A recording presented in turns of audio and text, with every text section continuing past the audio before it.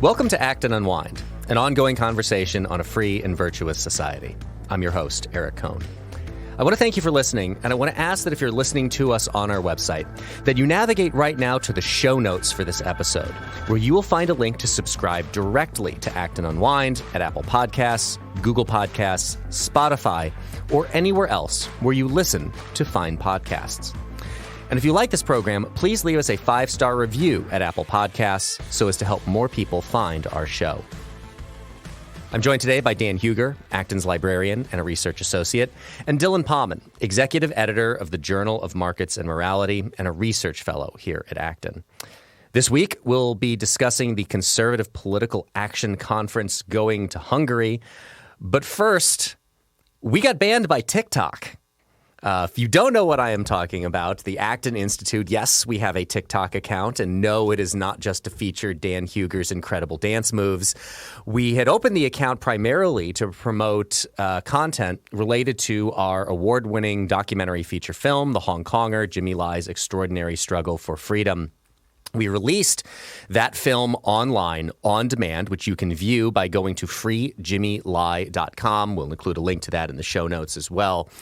We released that film to the public, everyone around the world, on April 18th, and I'm thrilled to share that in just over 2 weeks' time, we have 1.7 million people who have viewed the film. It's been an absolutely incredible success. And we created a lot of promotional material to help tell people about the film that is up on our Facebook page. It's on Twitter. It's on Instagram. It's on YouTube. And yes, on TikTok. TikTok is one of the biggest and has been fastest growing social media platforms out there. So I think we would have been foolish to not take advantage of that platform. A couple days into having that content up there, one of the videos was removed for violating TikTok's community guidelines. The violation had to do with violent and graphic content in the video, which I must confess, yes, there is violent and graphic content in that video. The violent and graphic content specifically is Hong Kong police tear gassing and beating protesters in Hong Kong in 2019. We appealed that video being removed, and it was subsequently restored by TikTok. Rewind now to last week, Tuesday, May 2nd, about midday, I find out that our TikTok account has been suspended. And what's interesting about this to me is it's a bit like kind of, I guess, like an inverse Hotel California situation where you can leave anytime you want, but you can't check out. When you're suspended by TikTok, the way that we appealed the video that was removed is we logged into our account. We filled out a form to appeal the decision to remove that video content. Well, when you're suspended, you can't log into your account. So you can't appeal the suspension because you can't log into your account. So you're kind of caught in this loop that you can't get out of. So we submitted an appeal for us to have our account unsuspended, as well as a request for an explanation as to what happened here to TikTok via their online feedback form. Eventually, after the Wall Street Journal editorialized about our suspension, we'll include that Wall Street Journal piece in the show notes as well, TikTok removed the suspension of our account. And I want to share with you the explanation that they gave to Jimmy Quinn, who is a reporter at National Review, who was covering the story. Here's what they told him. The account was suspended due to a, quote, technical error, TikTok spokesman Jamal Brown asserted in a statement today. One of our automated systems observed unusual activity on this account, which caused it to be removed in error. We've reinstated the account and its content and are investigating the cause of this technical error, he told National Review. TikTok also says that its anti-spam systems monitor certain signals, including likes, follows, message request volume, and the date of an account's creation. So I just want to note that the only thing from that list that they gave there of what can trigger their anti-spam system that we could have been guilty of is a relatively recent date of account creation. We created the account on April 18th, the same day that we premiered the film. So, okay, got that one. I would assume the way that an automated system like this is it's looking for multiple signals. It can't, of course, just be the date of account creation. Otherwise, as soon as you create an account and you start putting content up there, you're going to get suspended under that logic. So that can't be the whole thing. But we weren't doing anything at the time. We weren't liking a whole bunch of content. We weren't following a whole bunch of new accounts. We follow about 70 people. All of that was done very shortly after the account was created. It's not 2 weeks after when we ended up getting suspended. So there's not a whole lot that we could, I see that we could have been doing at that point in time. Now we had, I will note, amassed at that point more than 4 million views of our content about the Hong Konger on TikTok, as well as about 65,000 likes and about 27,000 new followers at the time that we were suspended. So since then, TikTok has unsuspended our account. There were 2 other videos that were also removed for violating community guidelines. They were removed when our account was restored. No explanation, again, of how these 2 videos violated the community guidelines. We appealed that, and it was eventually entirely restored. So that is what happened with our TikTok account. And I just want to marry that with a really interesting piece that was published on May 5th by Forbes. Here's the headline. The words TikTok parent ByteDance may be watching you say. And this is a treasure trove of internal documents from ByteDance that Forbes got their hands on, translated, and then included this list of terms that are monitored by ByteDance and its subsidiary companies. So TikTok is one of the subsidiaries of ByteDance. There are other social media platforms, some of which are really only in mainland China. But what ByteDance and TikTok would have you believe is that what we're learning here about ByteDance and what they're monitoring doesn't apply to TikTok. That's an entirely different thing. But some of the terminology will be unsurprising to people, having to do, of course, with China, with Xi Jinping, with previous Chinese leaders, Li Peng, another one of them, June 4. Which is the anniversary of the Tiananmen Square massacre, which, of course, China does not really acknowledge at all anymore as a thing that happened. But I just do want to draw out, and again, we'll put a link to this Forbes piece in the show notes as well. One of the terms in that list is Hong Kong. And certainly our content included many mentions to the city of Hong Kong and what is going on there. The kind of weird coincidence part of all of this is if you go back to that explanation, the statement that was given to Jimmy Quinn at National Review, this was a technical error. It's just kind of weird how these technical errors seem to keep happening to accounts that are sharing content that the Chinese Communist Party would not like and does not want promoted. Now, whether that has to do with the Uyghurs or Hong Kong or Taiwan or any of a host of other issues, there just seems to be this regular coincidence that it seems to always be accounts that are doing this kind of thing. So that is the TikTok, if you will, of our last week's experience with TikTok. Does this, for either of you, change the way that you view? We've talked about TikTok before. We've talked about the hearings. Again, I should also note one more thing. The CEO of TikTok back in March testified before Congress where he said that they do not promote or censor any content at the behest of the Chinese government or of any governments.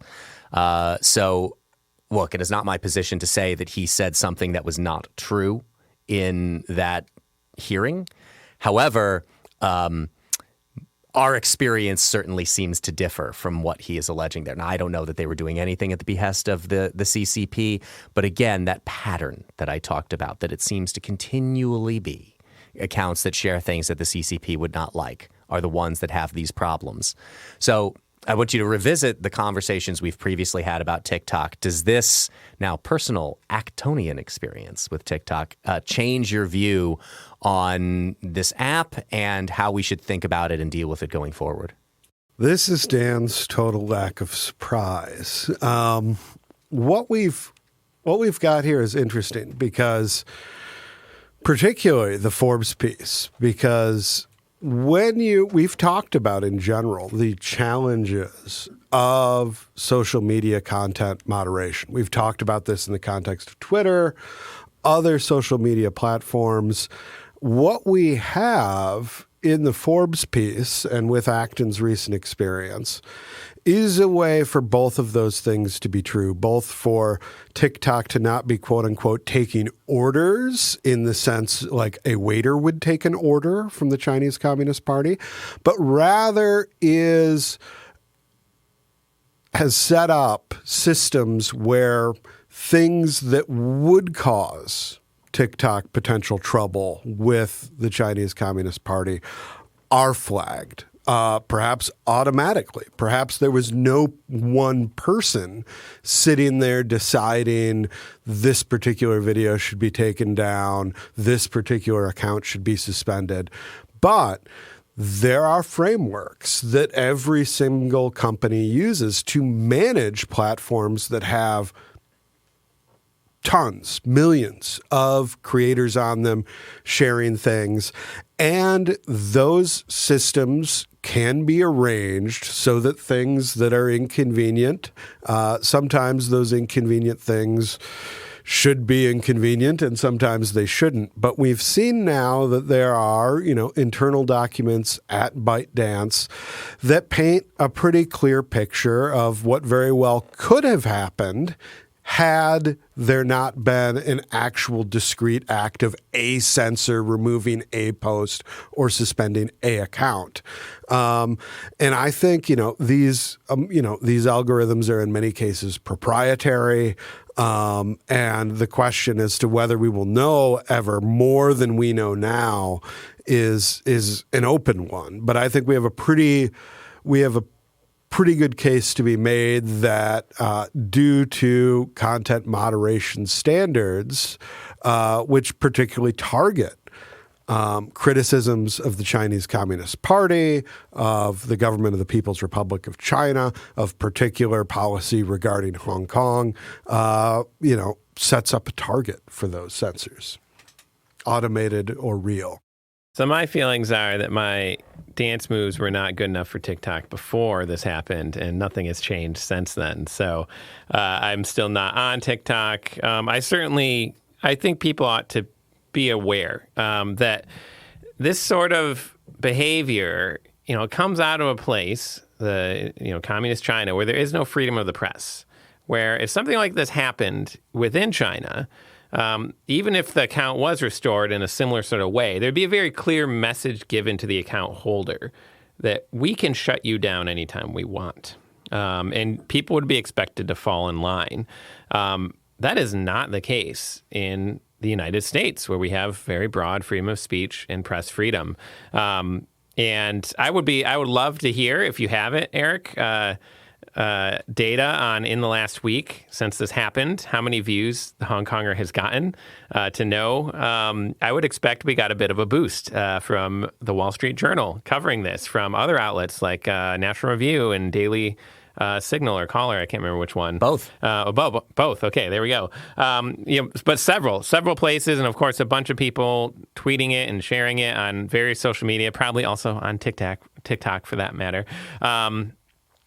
And so it's just this kind of thing, which would make sense in their own context, is completely self-defeating here.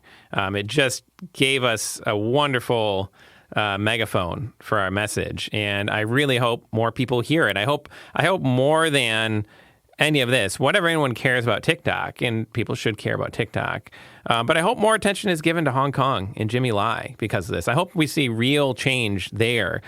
We see the cause of freedom and democracy get a second wind that it so badly needs in the face of everything that's been happening there and everything that our documentary details.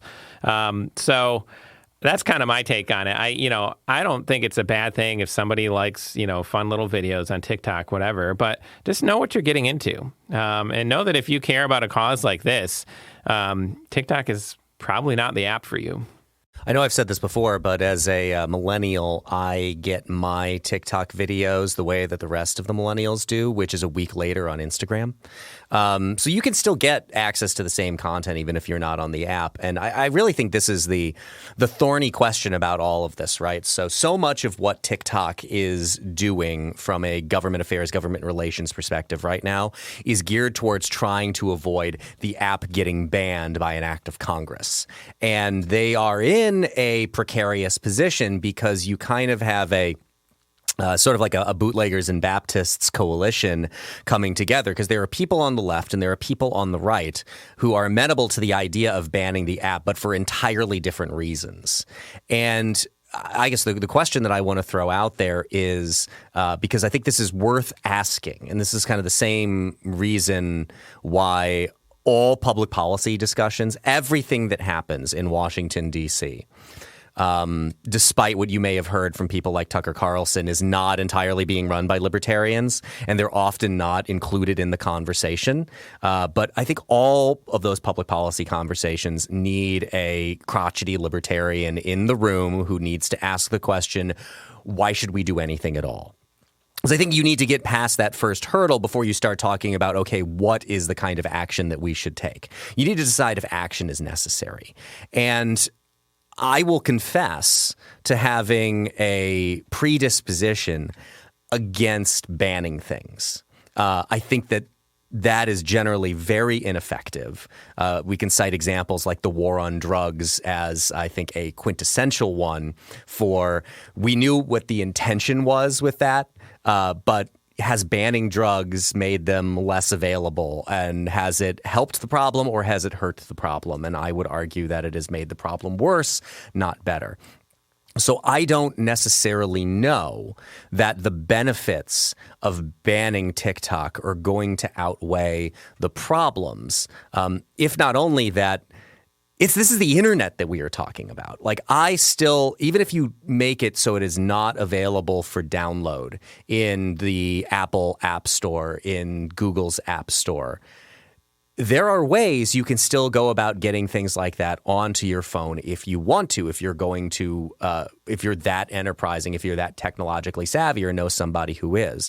So I just don't even necessarily know what the mechanics of this are going to look like. So I am, again, coming to this predisposed against the idea of banning it, but it's things like this. It is incidents like this. It is the accounts of other people who have talked about, the genocide of the Uyghurs that is going on in China. It's people like Enes Kanter Freedom, the former NBA star, who is a human rights advocate, whose account was suspended at one point in time. It's these kinds of things keep happening, and it's, in a way, I almost feel bad for TikTok. Because they are, again, understanding the separation that can exist between the parent company ByteDance and the American version of the app. I'm sure there's some very good-natured people who are working there who just want to share like really cool dance moves and all of that with the rest of the world. And obviously, there are some situations that they're going to have a hard time dealing with because this kind of stuff keeps happening, and because of what we know about the data that is being fed back to China. And I remember hearing from, and I can't remember which, it was an AEI China expert. It may have been Mastro, who was the one I'm thinking of, who talked about the way that the Chinese go about collecting information and data right now, that they used to do it in a very kind of targeted way. They would pick specific targets, try to hack them, try to socially engineer, password access so they could get access to all this data. That is really, the targeted way is not what they're doing anymore. They are collecting everything that they possibly can, essentially with the idea of, and then we'll figure out what to do with it later. So I think people should understand, and this is, I guess, where I come back on my position about being opposed to banning it. I think people should be aware of what you're signing up for when you put that app on your phone, that you are feeding a whole lot of information about yourself back to ByteDance, which is the parent company, which is headquartered in China, which necessarily means that the Chinese Communist Party, the Chinese government, is heavily involved in it, because that is just the way that things operate in China. So I think awareness is going to be a lot more potent than attempts to ban it, because the problems that come when you try to ban anything are going to come when you try to ban an app like this as well. And this is what we see is there's not a simple way. I mean, there is a simple way legislatively to ban a single thing, but people rightfully know that this is a larger problem than just this single thing. And we could be talking about another application with similar problems down the road. The problem is when you go down this road, I mean, we have a model in how this is done. It's done in mainland China, and it requires setting up a sort of great firewall, one that is not even effective in China in many cases, and that is consuming an increasing amount of resources to maintain. So I think there are a couple of questions. There's a legal question, and the legal question involves not only sort of moral questions, public policy interest questions, but also really serious technical questions that a lot of people in Congress are not capable to answer. And it's a sticky wicket either way. What isn't, however, is the notion that, recommending that people should not have this on their phones, or that state or government employees in particular should not have it on their state and government issued phones. This seems like a clear line to draw as well. The rules are different if you work for the government than if you are just a private citizen. Mm-hmm. Sure. And they are different if you're a journalist. This is something that if you are dealing with sensitive information, if you are dealing with democracy advocates in China, this is a bad idea for both yourself and those people that could potentially be compromised by this.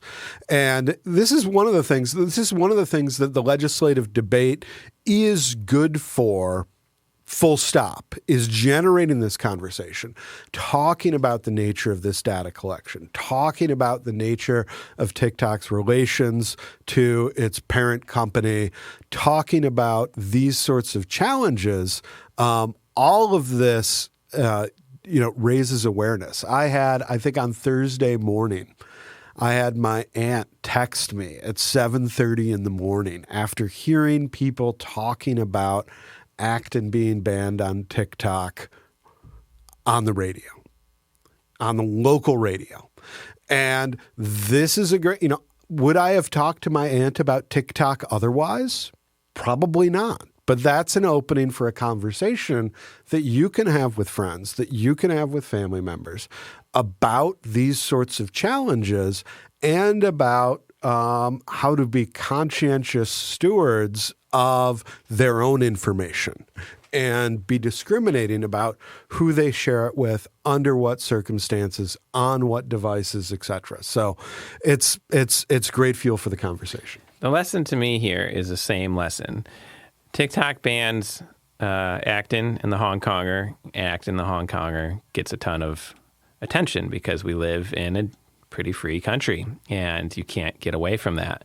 If you try to ban TikTok in the United States of America, all you're going to do is galvanize support among the young, K-pop fans who use TikTok, and antagonism towards the government and towards older generations. So no, I think we, talk to people, help them be well informed, and don't miss the real message here. Look at why. What are the things things we've already mentioned: democracy in Hong Kong, persecution of Uyghur Muslims, the sovereignty of Taiwan. These are causes that if Congress wants to do something in response to this, they should focus on those. What can they do to show American support? If we're worried about China being too involved in our economy, how can we open up free trade with other East Asian nations? How can we expand our trade partnerships so that we're not so dependent on them if that is something we care about. Those are things Congress can do. Instead of a token banning, which is, as we already noted, probably pretty impossible in the current internet age, or would take such a regulatory structure as to turn us into exactly what we're trying to fight against. Instead, let's do something for the causes. Let's get to the root of this action that is so bothering everyone, and rightly so, and show China that they can't stamp out that message, that the United States is going to stand by anyone who supports democracy, freedom of religion, national sovereignty, these sorts of things that everyone in the world ought to respect if we all want to actually live together, despite our many, many differences worldwide. These are things that are very American values and that we should absolutely stand for. And we should hopefully steer the conversation away from whether or not we're going to ban the newest kids app. I just want to remind people that you can view The Hong Konger now by going to freejimmylai.com. Again, over 1.7 million people have already viewed the film in the first couple of weeks that it has been available online. We encourage you to do the same. We think you will enjoy. Seems like the wrong word to use in recommending the film. It's I think there are notes of hope in it about not just Jimmy and his personal circumstances, but also about the city of Hong Kong and the future of freedom in Asia. But yeah, it is a bit of a sad and tragic story of a man who was willing to stand up for the things that he believed in and is paying a huge price for those. But it is, to me, an incredibly uplifting story of seeing somebody who is so committed to these ideas that made him into an incredibly wealthy man coming from China when he was a kid with absolutely nothing and building multiple businesses in Hong Kong, including a journalistic enterprise in Next Media, Next Magazine, and Apple Daily. It just so happened that all of this coincided with May 3rd, last week. Wednesday was National Press Freedom Day, International Press Freedom Day. And arguably, as Bill McGurn said from the Wall Street Journal says in our film, Jimmy is arguably the most famous newspaper man currently jailed in the world. And his crime, really, despite the propaganda from Chinese officials about this, really originates with practicing journalism, of running a newspaper that's editorial page had a point of view. And that point of view was in favor of freedom and democracy and the rule of law. And those are the things that China has been eroding since the handover in 1997. They've started backing away from the agreement that they made in the handover from the United Kingdom to China of Hong Kong in 1997 almost immediately, but certainly within the last 10 years. You have seen that to the point that at one of the videos, again, that was taken down that we had posted, yes, did have violent and graphic content in it. And that was the violent and graphic content of the Hong Kong police tear gassing and beating protesters in the streets in 2019 as the people of Hong Kong exercised their voice in really the only way that they could, which is in protest. There's one of the things that we took care to point out in the film is that, they didn't have a full understanding of rights in the same way that we do as Americans. They largely did not have the franchise. There was a local elected council and all of that, but not in the same kind of democratically led government that we would understand. But they enjoyed an enormous amount of freedom of speech, freedom of religion, freedom of their own individual thought and conscience. And China has been slowly and then quickly eroding that from the people of Hong Kong. We detail all of this in the film, and we encourage you to check it out at freejimmylai.com. There are ways that you can get involved after you've seen the film. We encourage you to check those out as well. Let's move on to our other topic for today, which is the Conservative Political Action Conference, CPAC. If you're not familiar with CPAC, CPAC has been an annual gathering of conservative activists in Washington, D.C. It originated in the 1970s.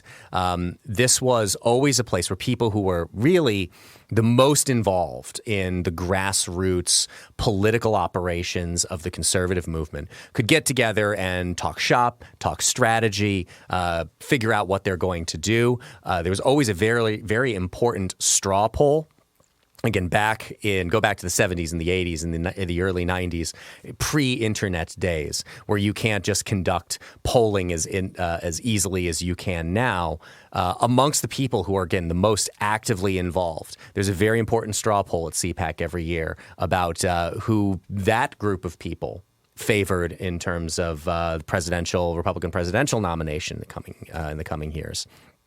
So I'm a former CPAC attendee. I've been a few times. I think the last time was in 2011 or 2012. I will confess that I thought it was getting pretty depressing by that point in time when I was visiting it, and I was already starting to pick up, I will confess, and a good friend of mine pointed this out to me as well, and kind of one of those, he said what I was thinking in the moment, which is, to me, it was remarkable how progressive the conference had got. And I don't mean that in the way that I think most people understand progressive in terms of just being associated with the agenda of the political left. I'm talking about progressivism, qua progressivism as a philosophy that certainly had its roots or history on the right as well. Teddy Roosevelt is a perfect example of how right-wing progressivism was absolutely a thing. And I think I was starting to see that emerge back in 2010, 2011, 2012, as the conservative movement was beginning to grapple with what it viewed as a massive failure in 2012 and not defeating Barack Obama in his run for re-election as president of the United States. CPAC has certainly gone some interesting directions since then, and the most recent evolution of this is last week, and this is not the first time that they have done this in general, but CPAC has gone international. What had previously been a gathering of American conservative activists in Washington, D.C., they have started to host these in other countries as well. And last week, CPAC was in Hungary. Now, we have talked about Hungary before. We have talked about the kind of obsession with Hungary that has emerged on the political right, particularly the very online political right. And it is, I'm scrolling through here the list of speakers at CPAC Hungary. And there are more people I don't recognize than people I do, or only tangentially recognize. So for people who are following this kind of thing, Viktor Orban, the Prime Minister of Hungary, was a speaker. So much of what is going on the Hungary-interested American political right has been to lionize Viktor Orban and his approach to government in Hungary. Matt Schlapp, who's chair of the Conservative Political Action Coalition, which puts on CPAC. Eduardo Bolsonaro, Carrie Lake, former Arizona Republican gubernatorial candidate, Congressman Paul Gosar from Arizona. So there are some recognizable people, but a whole lot, again, of people from Central and Eastern Europe, which is an interesting evolution for the Conservative Political Action Coalition, the American Conservative Union, which puts these things on in internationalizing all of this. What are we to make of the, again, amongst the grassroots, again, which is what CPAC has largely been targeted to, this effort to Europeanize, and particularly through the prism of Hungary, our understanding of what conservatism in an American sense is or should be? One of the things that's been trendy on the new right is industrial policy. And I think it's bad in economic terms. I think it's also bad just in terms of constitutionally and all that. But this is a great example of why it's bad. Hungary has adopted a political movement conservative industrial policy. There's a lot of free money coming out of Hungary. I'm sure they love to host it. I'm sure they put some money into hosting this. And what they hosted was a clown show. It is ridiculous in many, many ways. The people who were there, the things they said and did, it was not just Europeans, although, some of them, as you mentioned, and a lot of Central and Eastern Europeans. There was people from France. You can guess which sort of leaning among the French. There's South African present yet again, an Afrikaner group that he was a part of. It is one of the bad ones, I've confirmed, in case you're wondering. And then I think most interesting of all, there was this Japanese speaker who is part of, basically every headline was Japanese cult leader speaks at CPAC Hungary. And I was like, really? And I looked into it, and yes, a Japanese cult leader spoke at CPAC Hungary, member of the Happy Science religion, created in 1986 in Japan. So I was born in 1984. And as a good rule of thumb, for any listeners wondering, I'm very pro-religion, and here at Acton, we're very pro-religion. But if you are tempted to join a religion that is not as old as you, that's a false religion. You can just be sure. You don't have to do any more investigation. You can just say, how old is this religion? How old am I? And if you're older, don't bother. So it's a mess. I don't know why anyone. I mean, I do know why people take this seriously. There's a lot of money, but it just goes to show these are the same people that think, who should be planning industry? The government. We should be throwing money at stuff, and we're going to know the wave of the future or whatever. This is a literal clown show. These people are, they're not yet has-beens, but they're going to be. Half of them don't have real titles. If you look at, some of them maybe do have positions, but they don't even list those positions. Other ones are probably career, think tankers or, professional opinion havers who are between places who actually want their opinions. And that's what industrial policy gets you. Do you want that in manufacturing? Because you'll get, the metaphorical equivalent of subsidizing a bunch of stuff that people don't care about and don't want and is completely dated or out of touch, and you will tank your economy. Japan, yet again, another great example of failed industrial policy. So I don't know. It's entertaining in one sense to look at it, but it's also incredibly discouraging to think that there are people out there who take this seriously. There are, maybe even principled conservatives who pay attention because they say, well, this used to be something that was representative of, grassroots conservatism in America. Maybe it could be representative of grassroots conservatism in Europe. I have no idea, based on this, whether that's actually true. But certainly it's very out of touch, I think, even with the kind of normie conservative in the United States, not to mention everything else. So that's my take.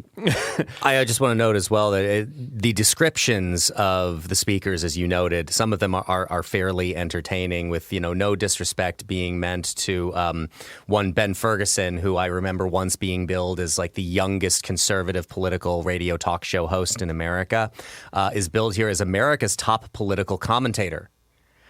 Big if true. With no disrespect to Ben, but I just don't think that that's accurate. But the one that really struck me and really caught me is Kevin Roberts, who is the president of the Heritage Foundation.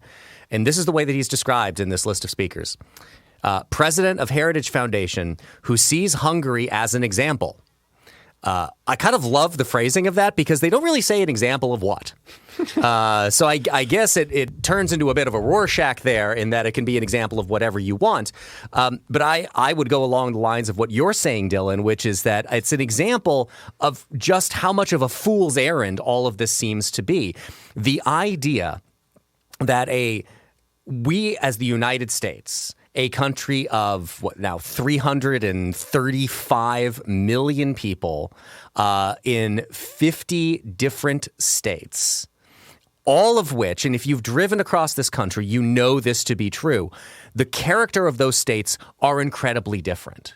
That there's a whole lot that we as a nation are supposed to be gleaning from how we should govern ourselves.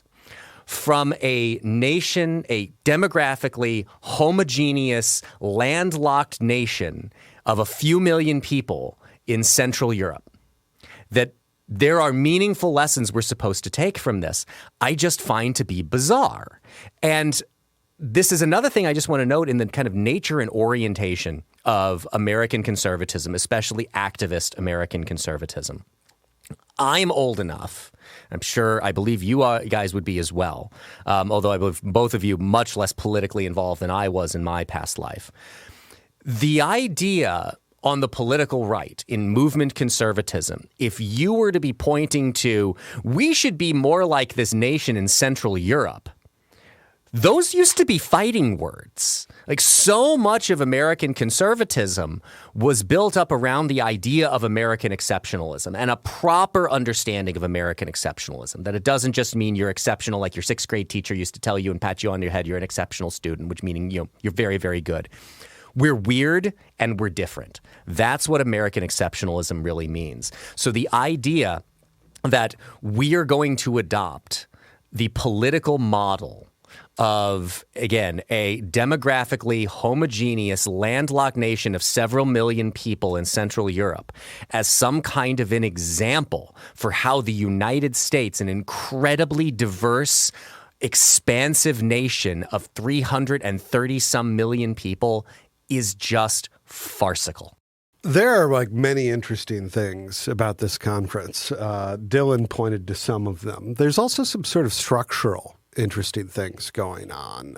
Eric outlined, CPAC in America has been many things, a networking event for conservative activists. There's the straw poll, which was always the headline grabber of the American CPAC. This is also a chance for folks to get press exposure. And this was one of the unique things about CPAC Hungary, is that there were no press. Now, there are a lot of folks at CPAC Hungary that would be sympathetic with something like national conservatism. But this is a big contrast between what CPAC Hungary is and what the National Conservatism Conference is. When I was there at not the most recent, but two ago in Orlando, there was a lot of space dedicated to press. There were press that reported on the event, sometimes in a very hostile way, but they welcomed that interaction and that dialogue and that exposure, because part of what the conference goal is to put these ideas into circulation. And what we have at CPAC Hungary is not that. By not having the press report on it, you had journalists in Hungary watching the live stream event and still basically reporting on it. But it's, I understand if you're trying to build some sort of pan-European conservative movement, that might involve some meetings. But it doesn't necessarily involve a conference or the sort of hybrid conference trade show that the American version of CPAC is. So I'm very much at a loss as to what purpose this would have. You have, on the one hand, you have some heads of state of both Hungary and Georgia there. You have some current MPs, some current American members of Congress.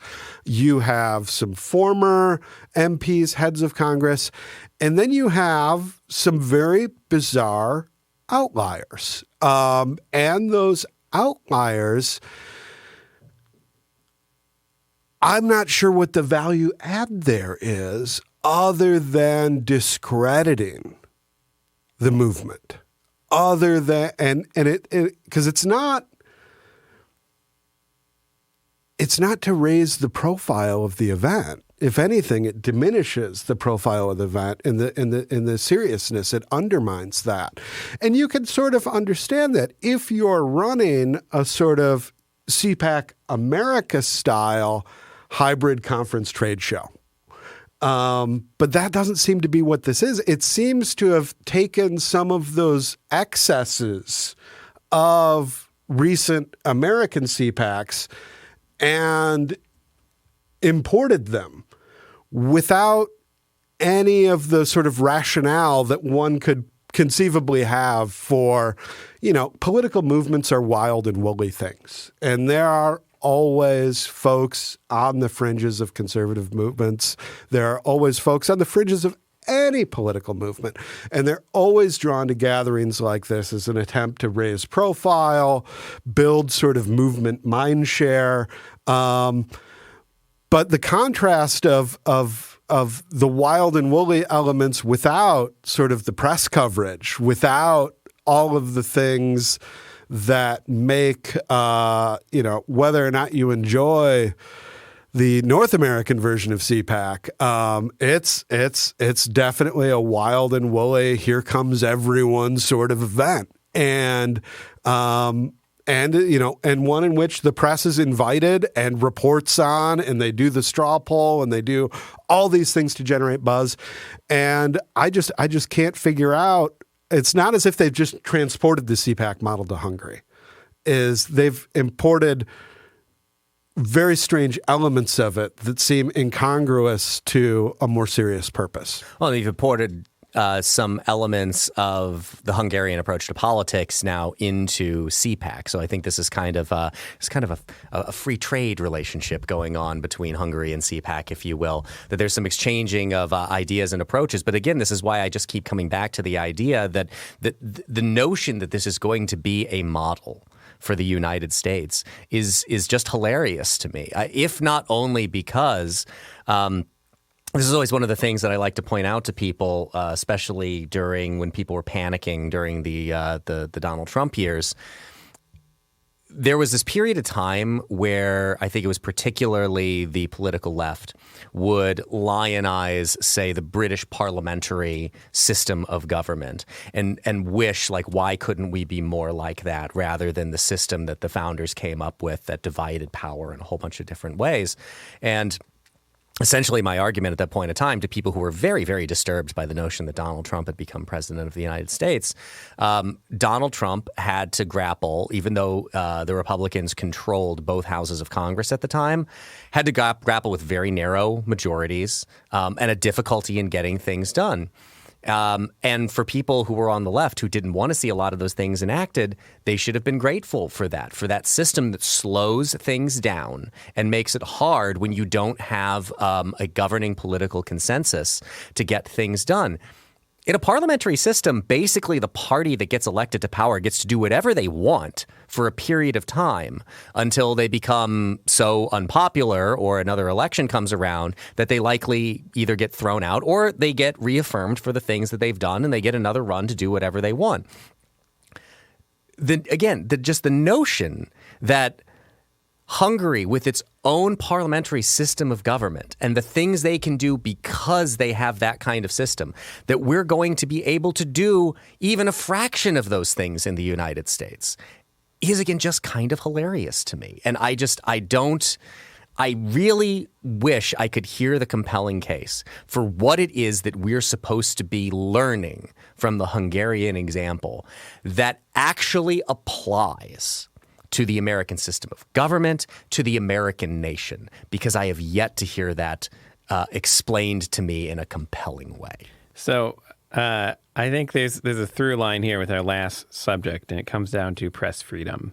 Hungary is not communist China, but why is this a weird notion? Well, it's, once again, as Dan pointed out, partly because we have freedom of the press here. Whatever you may think of the press, and you're very entitled and you're probably very accurate in whatever your negative opinion of whatever media you don't like is, it probably comes to mind.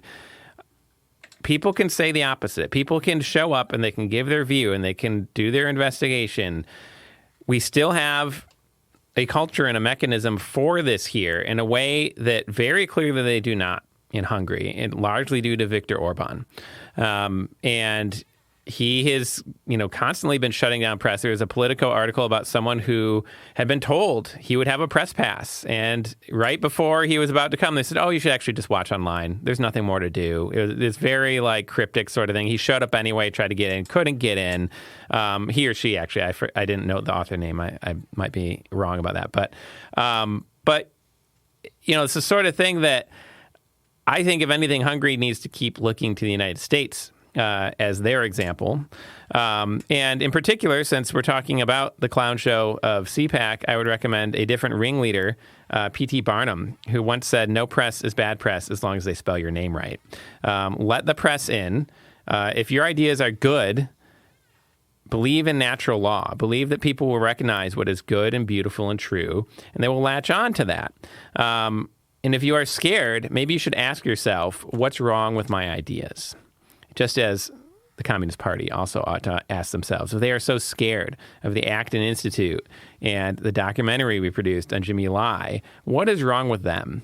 How are we, who are just a few dudes here in Grand Rapids, Michigan, able to attract that kind of attention? Well, same sort of thing. I think if you are excited about Hungary, if you're one of those conservatives, and the stand they've taken against woke issues or whatever, well, fine. Maybe there's something to the spirit of that resonates with you in a positive way.